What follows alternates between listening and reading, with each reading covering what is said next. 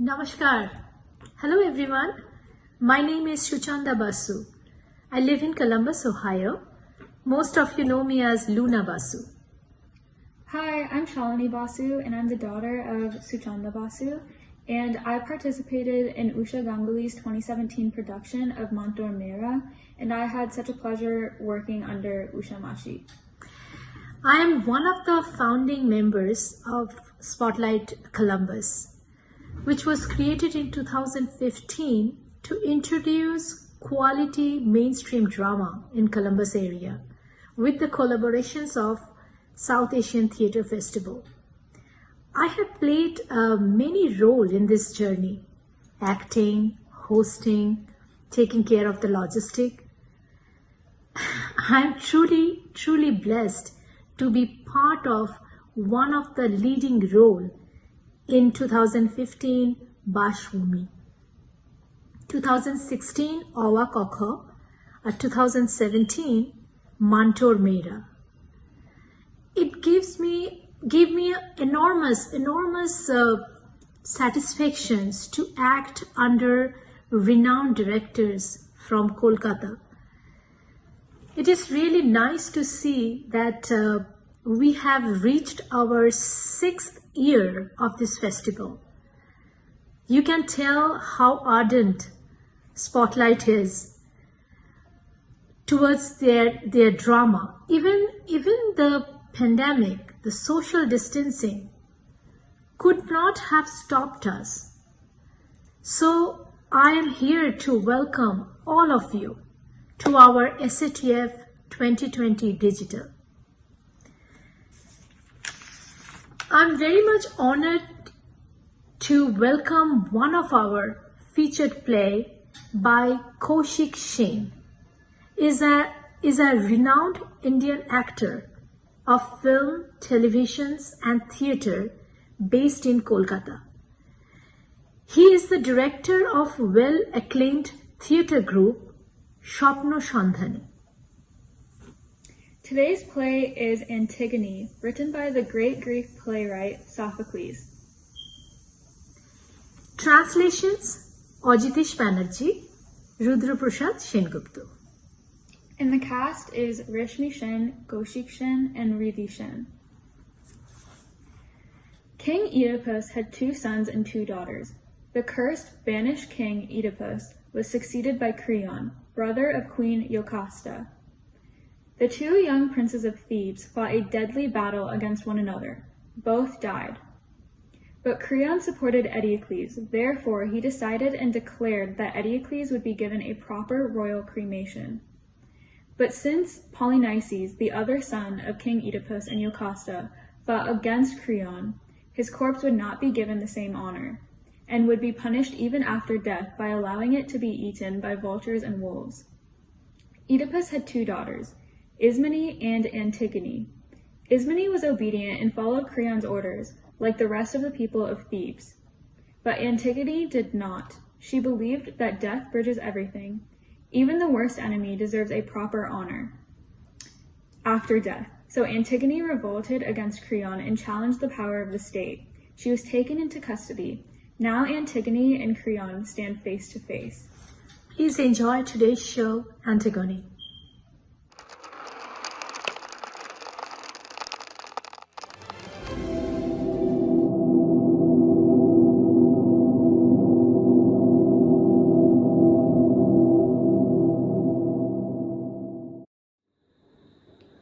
নমস্কার।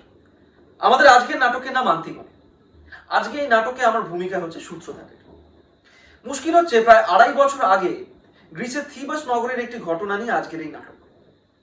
ওই যে বেদির ওপর বসে আছে, ওই যে দেখতে পাচ্ছেন, ও হচ্ছে আন্তিগণে, রাজা অয়দিপাসের ছোট মেয়ে। আজকের নাটকের প্রধান চরিত্র। সামনের দিকে তাকিয়ে আছে ও, কিন্তু ও কিছু দেখছে না। ও ভাবছে, একটা কথা ভাবছে আন্তিগণি, যে আজকে বিকেলেই ও মারা যাবে। ওর বয়স অল্প, বাঁচতেই চায়, ও মরতে চায় না, কিন্তু কিচ্ছু করবার নেই। আমাদের মধ্যে যদি আন্তিগণের স্বভাব থাকে, আমাদের যদি কারো নাম আন্তিগণে হয়, তাহলে তার একটাই ভূমিকা, মৃত্যুর। প্রথমে বড় ছিল ইথিওক্লিস 1 বছর রাজত্ব করলো, কিন্তু দ্বিতীয় বছরের জন্য সে ছোট ভাই পলিওনাইসিসের সিংহাসন ছেড়ে দিতে রাজি হলো না। গৃহযুদ্ধ হলো। পলিওনাইসিস 6টি বিদেশি রাজ্যের রাজপুত্রদের সঙ্গে মিত্রতা করে তাদের নিয়ে থিবাস আক্রমণ করলো। কিন্তু যুদ্ধে সে ও তার বিদেশি বন্ধুরা নগরের 7টি তরুণের সামনে পরাজিত হলো। নগর প্রাচীরের ঠিক বাইরে 2 ভাইয়ের এক যুদ্ধে ইথিওক্লিস আর পলিওনাইসিস একসঙ্গে মারা গেল। এই গৃহযুদ্ধ শেষ হয়েছে 5 দিন আগে। 4 দিন আগে ক্রেয়ন রাজা হয়েছে। ক্রেয়ন যুদ্ধে ইথিওক্লিসের পক্ষ নিয়েছিলেন, মানে পলিওনাইসিসের বিপক্ষে ছিলেন আর কি। রাজা হয়েই তিনি পবিত্র রাজাজ্ঞা ঘোষণা করেন যে বড় ভাই ইথিওক্লিসের রাষ্ট্রীয় সমারোহ ও সম্মানের সঙ্গে সমাধিস্থ করা হবে, আর ছোট ভাই পলিওনাইসিসের মৃতদেহ নগর প্রাচীরের বাইরে ফেলে রাখা হবে। সেখানে মৃতদেহ পচবে, শকুনি আর কুকুররা ছিঁড়ে ছিঁড়ে খাবে। কেউ তার জন্য শোক প্রকাশ করতে পারবে না। তার স্মৃতিতে কোনো সমাধি ফলক স্থাপন করা চলবে না। আর চরম কথা, কেউ যদি পলিওনাইসিসের সমাধি দেওয়ার চেষ্টা করে তবে তাকে মৃত্যুদণ্ড দেওয়া হবে। কোথায় যাচ্ছ? আমার দাদাকে সমাধি দিতে। অ্যান্টিগনি, ওই 3 জন প্রহরী ছাড়া আর একটি প্রাণীও যদি তোমার এই চেষ্টার কথা জানতে পারে তাহলে তোমাকে মৃত্যুর হাত থেকে কেউ বাঁচাতে পারবে না। আমি এখনো তোমাকে বাঁচাতে পারি, কিন্তু তোমাকে পাগলামি ছাড়তে হবে। আমাকে যেতেই হবে, আমার দাদাকে সমাধি দিতেই হবে। প্রহরীরা মাটি সরিয়ে দাও। তুমি জানো পলিনাইসিসের ওখানে অন্য প্রহরীরা রয়েছে। জানি। ওকে যদি তুমি মাটি দিয়ে ঢেকে দাও আবার তো সরিয়ে ফেলা হবে। জানি, এই সমস্ত কিছু আমি জানি, কিন্তু এটুকু আমাকে করতেই হবে। আর মানুষ যতটা পারে তার ততটা করাই উচিত। আচ্ছা ঠিক আছে, আমার একটা প্রশ্নের উত্তর দাও। তুমি কি সমাধি দেওয়ার সময় যে সমস্ত ধর্মীয় অনুষ্ঠান হয় সেগুলোতে বিশ্বাস করো? মানে তোমার সত্যি মনে হয় ওই পলিনাইসিসের মৃতদেহের উপর কয়েক মুঠো মাটি ছড়িয়ে না দিলে, কয়েকটা গুরুগম্ভীর মন্ত্র উচ্চারিত না হলে তার আত্মা চিরকাল নিরাশ্রয় হয়ে ঘুরে বেড়াবে? আচ্ছা তুমি কখনো থিবেসের পুরোহিতদের গুনগুন করে মন্ত্র উচ্চারণ করতে শুনেছো? ওই ধর্মযাজকগুলো, ওই ধর্মীয় নিষ্প্রাণ আমলাগুলো যখন খেতে যেতে দেরি হয়ে যাচ্ছে বলে কোনো মতে দায় সারা হয়ে মৃতের সমাধি অনুষ্ঠান করে, তখন তাদের লক্ষ্য করেছো? করেছো না? হ্যাঁ। তাহলে দেখতে দেখতে তোমার কখন মনে হয়নি যে তোমার কোনো প্রিয়জনের মৃতদেহের সমাধি দিতে গিয়ে কোনো পুরোহিতের এই জঘন্য ভণ্ডামিটা তুমি যদি দেখতে পাও, তবে তুমি চিৎকার করে বলে উঠবে, বারণ করবে ওদেরকে, বলবে থামুন, মৃতকে অন্তত শান্তিতে থাকতে দিন। হ্যাঁ, আমার মনে হয়েছে। তুমি এই কাজ করে নিজের মৃত্যুকে ডেকে আনছো, কারণ তোমার দাদার সমাধির ব্যাপারে আমি এই পাইকারি ভণ্ডামি ব্যবস্থাটা করাইনি। অদ্ভুত। হ্যাঁ। কি অদ্ভুত? হ্যাঁ, কিন্তু কেন? কেন মানে এসব কার জন্য? মানে যারা এসব বিশ্বাস করে তাদের জন্য? মানে তাদের আমার বিরুদ্ধে উত্তেজিত করার জন্য? না, তাদের জন্য নয়, পলিনাইসিসের জন্য নয়, কার জন্য? আমার নিজের জন্য। ও, আত্মহত্যা করতে চাও? তুমি এসব বুঝবে না। যদি আমার কাজ আমি করি, এবার রাজা হিসেবে তুমি তোমার কাজ করো।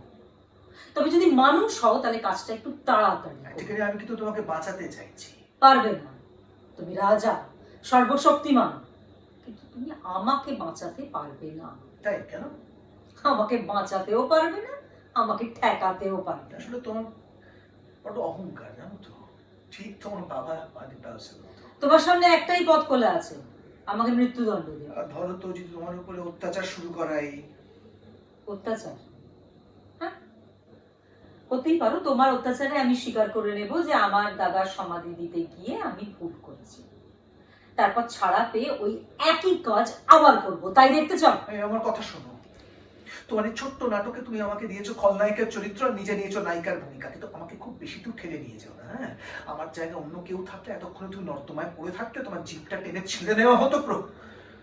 প্রহরীরা তোমায় শরীরটা টুকরো তুমি খুব ভালো করে জানো যে প্রহরীদের হাতে তুলে দিতে আমার রুচিতে বাঁধবে, কিন্তু এই সমস্ত কিছু না করে আমি তোমাকে তর্ক করার সুযোগ করে দিয়েছি, আর তখন থেকে তুমি আমাকে ব্যঙ্গ করছো, ঠেলতে ঠেলতে কোথায় নিয়ে যাবে তুমি?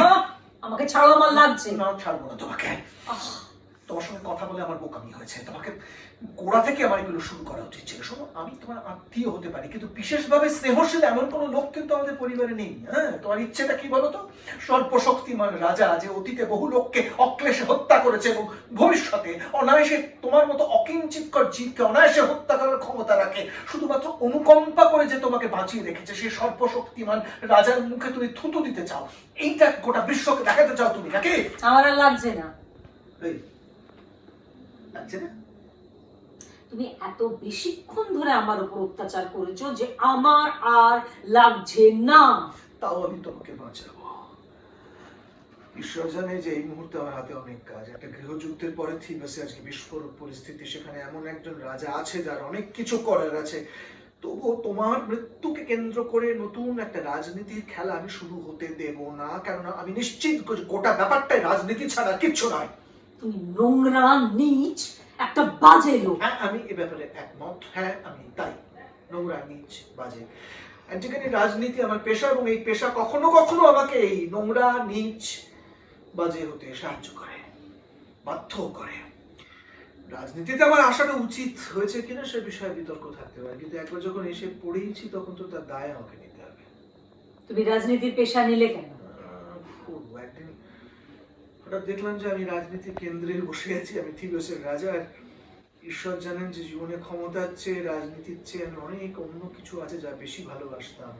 তাহলে তোমার বলা উচিত ছিল যে না, আমি রাজা হব না। আমি বিশ্বাস করো, আমি ভেবেছিলাম, তাই বলবো, হলো না।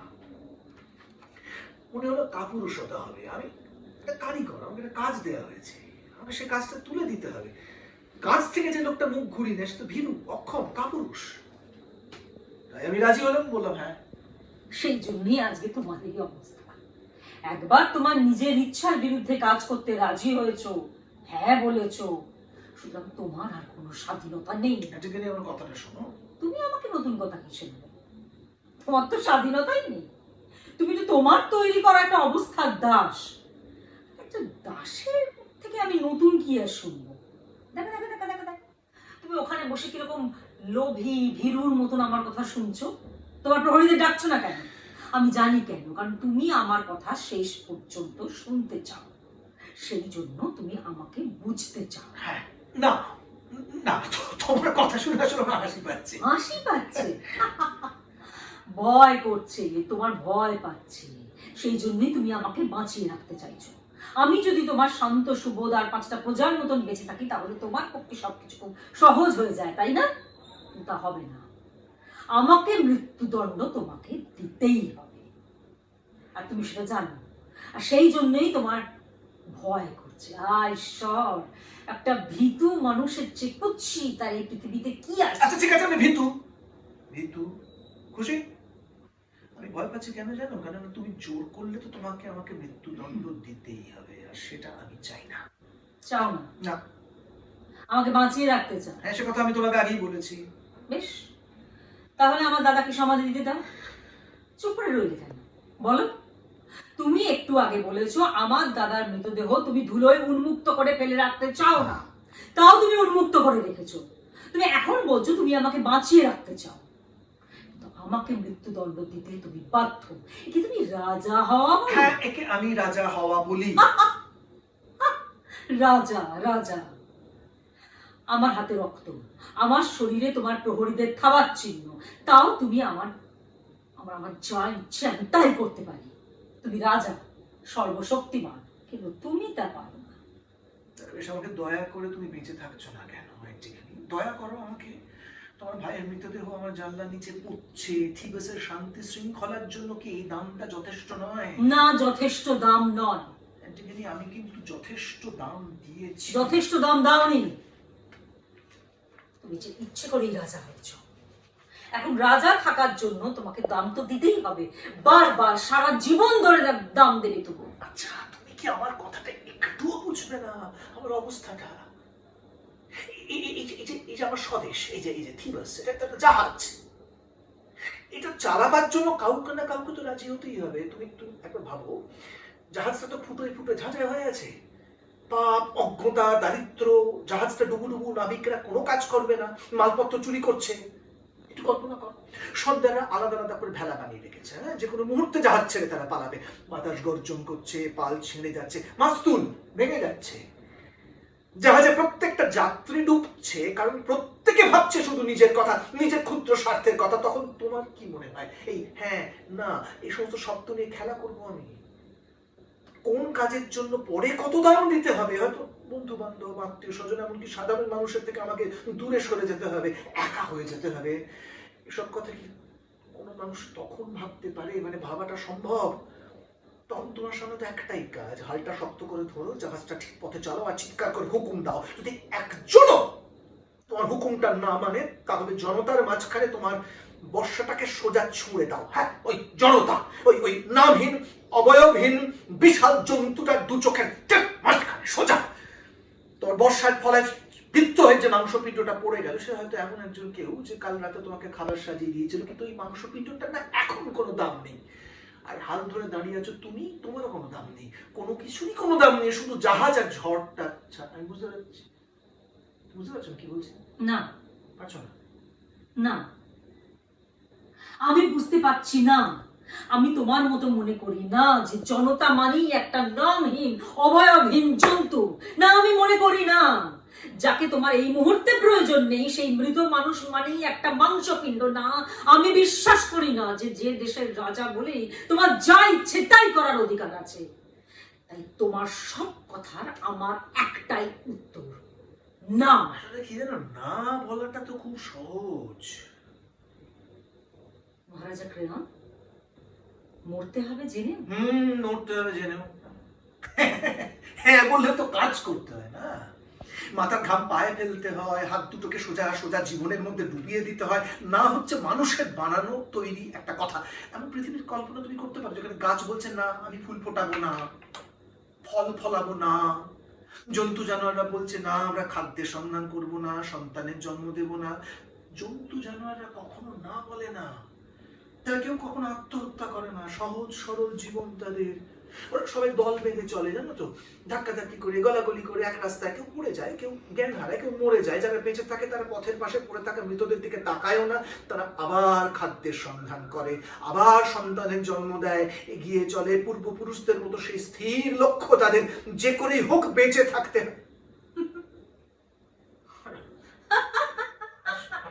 হাস্য কেন? হাস্য কেন? তুমি ঠিক বলেছো প্রিয়া। জন্তু জানোয়ারেরা কেউ কখনো না বলে না, কোনোদিন আত্মহত্যা করে না। মানুষ যদি শুধু জন্তু হতো তাহলে তুমি বিরাট বড় রাজা হতে প্রিয়ন। ঠিকানি রাজনীতির ওই পিছনের দিকের অন্ধকার ঘরে, রাজনীতির রান্নাঘরে কি ঘটছিল আমি তোমাকে একবার জানাতে চাই। যে নাটকের নায়িকার ভূমিকায় অভিনয় করার জন্য তুমি মরে যাচ্ছ, সেই নাটকের সাজঘরে কি ঘটেছিল তোমাকে বলা দরকার। মানে গতকাল মহা সমারোহে রাষ্ট্রীয় সম্মানের সঙ্গে ইথিওক্লাসের সৎকার সাধন করেছি আমি। সমস্ত থিবাসের চোখে ইথিওক্লাস বীর শহীদ। তার অন্ত্যেষ্টি অনুষ্ঠানে গোটা শহর উপস্থিত ছিল। একাডেমির ছাত্ররা তাদের খাবার পয়সা উজাড় করে মালা কিনে এনেছিল। বৃদ্ধেরা কম্পিত কপট কণ্ঠস্বরে জয়গান করছিল। আমি নিজেও বক্তৃতা দিয়েছিলাম, এর বেশি আর কি করতে পারতাম। গৃহযুদ্ধে দেশবাসী দ্বিধা বিভক্ত হয়েছিল, একদল নিয়েছিল ইথিওক্লাসের পক্ষ, অন্যদল পলিনাইসিস। কিন্তু এই দুটো রাজপুত্রই যে ক্ষুদ্র সাধ্যান্বেষী ছিল, এ কথা বোঝার বুদ্ধি বা সাহস মানুষের ছিল না, জনগণ ওদের ছিল না। দুজনেই ভুল, এই সত্যটা আমি জনসাধারণকে গেলাতে পারতাম না। গোটা দেশ ভুল পথে চলেছে এ কথা বললে জনগণ আমাকে মনে করত উন্মাদ, তাই আমাকে এক পক্ষ বেছে নিতে হয়েছে। আর যেহেতু আমি এক পক্ষ বেছে নিয়েছি, তাই আমাকে স্বীকার করতেই হচ্ছে যে অপর পক্ষ নিশ্চিত অন্যায় করেছে। আমার কাহিনীর এইটি হচ্ছে আসল কথা। তোমার ওই গুণবান ভ্রাতা ইথিওক্লাস না ওই পলিনাইসিসের মধ্যে দুষ্ট এবং নষ্ট ছিল। এই দুই মহৎ হৃদয় সন্তান ইথিওক্লাস পলিনাইসিসের মতো তার পিতাকে হত্যা করার জন্য প্রাণপণ চেষ্টা করেছিল। সেই দেশপ্রেমিক রাজপুত্র ইথিওক্লাস ও পলিনাইসিসের মতো থিবাসকে নিলামে চড়িয়েছিল এবং সবচেয়ে বেশি যে দাম দেবে তাকেই দেশটা বেচে দেবে বলে স্থির করেছিল। মজার ব্যাপার হচ্ছে বেচারা পলিনাইসিস বাইরে খোলা জায়গায় রোদে জলে পুচ্ছে, আর ইথিওক্লাস পেয়েছে বীরের সম্মান। তার জন্য তৈরি হচ্ছে শ্বেত পাথরের সমাধি মন্দির। অগণিত মানুষের হত্যা ক্ষেত্রে আমি ওদের মৃতদেহ অনুসন্ধানের জন্য লোক পাঠিয়েছিলাম। ওরা না একে অপরকে জড়িয়ে ধরে শুয়েছিল, জীবনে প্রথমবার বোধহয়। দুজনেই দুজনের তরবারিতে বিদ্ধ, দুজনের উপর দিয়ে চলে গেছে আর্গাসের অশ্বারোহী বাহিনী। দুটো থেতলে গিয়ে মাংসের দুটো তাল, ওই মাংসপিণ্ডের মধ্যে যেটা একটু মানুষের মতো, সেটাকে এনে আমি রাষ্ট্রীয় সম্মান দিয়েছি, আর বাকিটাকে ওখানে ফেলে রেখে পচাচ্ছি। মানে কার মৃতদেহ কোনটা আমি জানি না, বিশেষ করে আমি জানতে চাই না। তুমি এসব কথা আমায় বলছো কেন? আর এই নোংরা ঘটনার সঙ্গে যুক্ত হয়ে তোমাকে মরতে দিলে সেটা কি খুব গৌরবের হতো তোমার?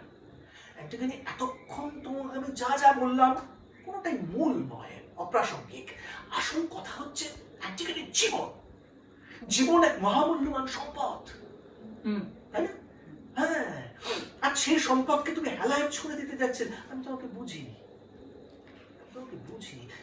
তুমি যাও, আমার পুত্র হিমেল কোথায় দেখো, তাড়াতাড়ি তাকে বিয়ে করে ফেলো, অ্যান্টিগনি সুখী হও। সুখ? সুখ? সুখ মানে কি? সুখ মানে আমার জন্য কি ধরনের সুখ তুমি কল্পনা করেছো?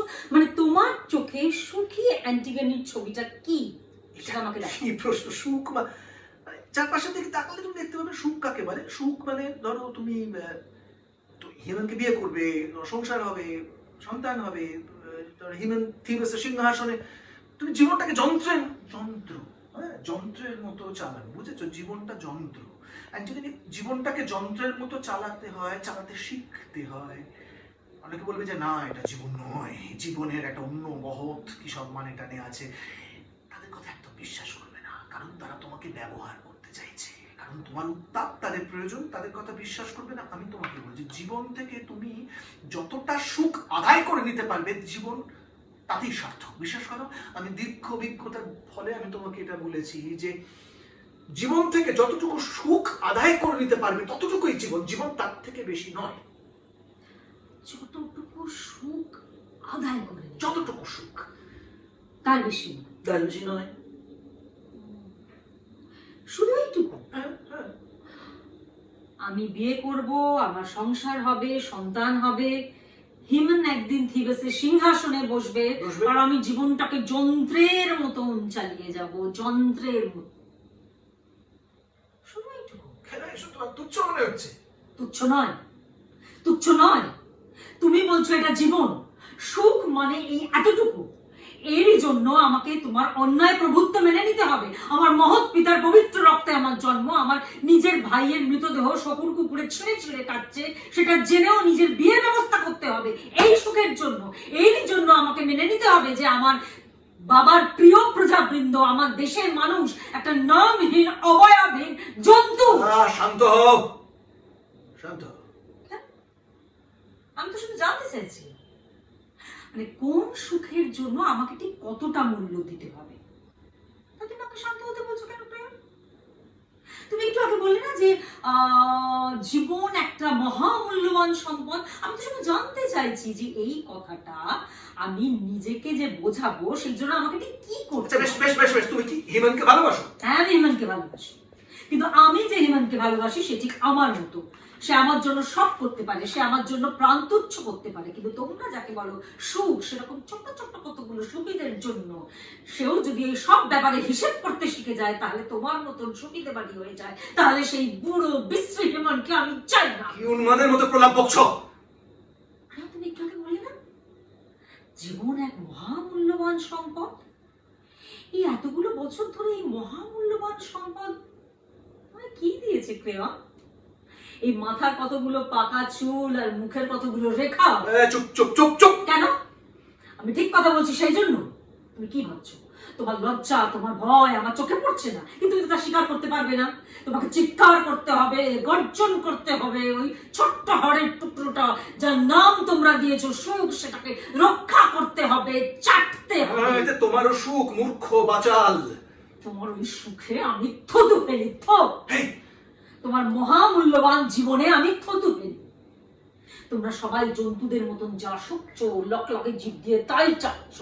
একটা নির্বোধ একঘেয়ে কতগুলো ছোট ছোট সুবিধের নাম তোমরা খুব সুন্দর করে দিয়ে দিয়েছো সুখ, আর সেই সুখের জন্য সারা পৃথিবীর লোককে সেই সুখটা গেলাবার জন্য তোমরা একেবারে পাগল। ওই টুকরো সুখ, খণ্ড সুখ, ক্ষুদ্র সুখ আমি চাই না। আমি জীবনের সবটা চাই। আমি জীবনকে সম্পূর্ণ করে পেতে চাই। যদি না পাই তাহলে আমি মরতে চাই। অতীতাংশের কন্যা, তোমার মৃত পিতার কণ্ঠস্বরে চিৎকার করো।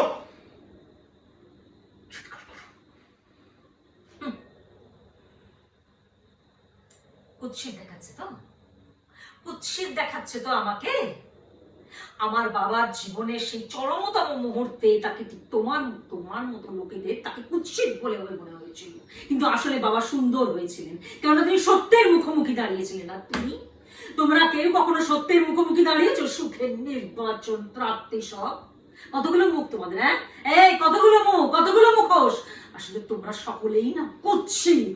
তোমাদের চোখে না লোভের কুৎসিত রেখা চকচক করছে। প্রেয়ন, তুমি একটু আগে আমাকে বললে না রাজনীতির অন্ধকার, পিছনের ঘর, রাজনীতির রান্নাঘরের কথা বলছিলে না? তোমার জগৎটা ঠিক সেই রান্নাঘরের মতো। তোমার সারা গায়ে রাজনীতির তেল, মশলা, চর্বির গন্ধ।